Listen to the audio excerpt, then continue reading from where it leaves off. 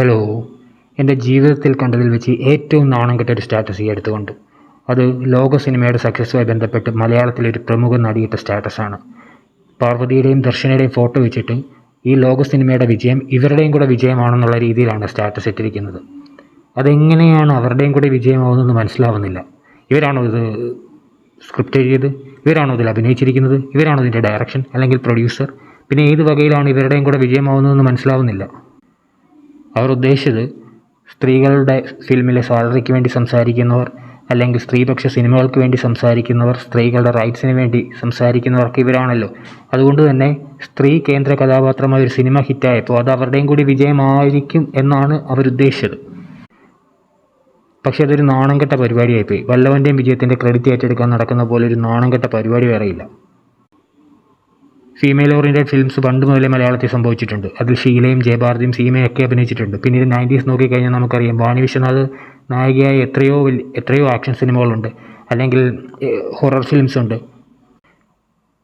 അതുപോലെ മഞ്ജു വാര്യറിന് ഇമ്പോർട്ടൻസ് ഉള്ള കണ്ണെഴുതിപ്പൊട്ടും തൊട്ട് ദയ പോലെയുള്ള ഫിലിംസ് ഉണ്ട്. ഇതൊക്കെ എല്ലാ കാലത്തും സംഭവിച്ചിട്ടുണ്ട്. അതുപോലെ നയൻതാര ഒറ്റയ്ക്ക് ഒരു ഹീറോയുടെയും സപ്പോർട്ടില്ലാതെ നയൻതാര സിനിമകൾ ഹിറ്റാക്കാറുണ്ട്. അനുഷ്ക ഷെട്ടിയുടെ അങ്ങനെയുള്ള മൂവീസ് ഉണ്ട്. മറ്റൊരു ഹീറോയുടെയും സപ്പോർട്ടില്ലാതെ ഒറ്റയ്ക്ക് ഹിറ്റായ മൂവീസ് ഉണ്ട്. ഹിന്ദിയിൽ നോക്കിക്കഴിഞ്ഞാൽ ആലിയ ഭട്ട് മൂവീസും അങ്ങനെ പല ഹീറോയിൻസിൻ്റെ മൂവീസും നമുക്ക് കാണാം, ഫീമെയിൽ ഓറിയൻറ്റഡായി ഇറങ്ങിയിട്ട് ഹിറ്റായ സിനിമകൾ. ഇപ്പോൾ ആ വിജയങ്ങളൊക്കെ സംഭവിച്ചത് ഇവരുണ്ടായിട്ടാണോ? അല്ലല്ലോ. അതേപോലെയുള്ളൂ ഇതും.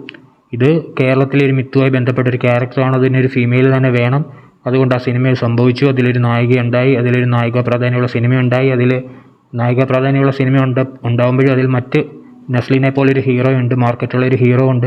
അതുപോലെ തന്നെ മറ്റ് ഗസ്റ്റായിട്ട് വേറെയും കുറേ താരങ്ങൾ വരുന്നുണ്ട്. ഇതൊരു യൂണിവേഴ്സ് സ്റ്റാർട്ട് ചെയ്യുകയാണ്. ഇതൊക്കെയാണ് ആ സിനിമയുടെ ഒരു വിജയ കാരണം.